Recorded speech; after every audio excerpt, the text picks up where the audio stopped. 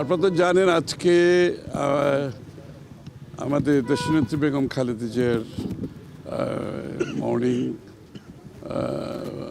জানাজা ফিউনারাল সব কিছু মিলিয়ে আমাদের অনেক বিদেশি বন্ধুরা পরিবারের প্রতি সহানুভূতি জানানোর জন্য এসছে এখানে এর মধ্যে আসছে ভারতের পররাষ্ট্রমন্ত্রী আসছে, পাকিস্তানের স্পিকার আসছে, তারপরে নেপালের পররাষ্ট্রমন্ত্রী আসছে, ভুটানের পররাষ্ট্রমন্ত্রী আসছে,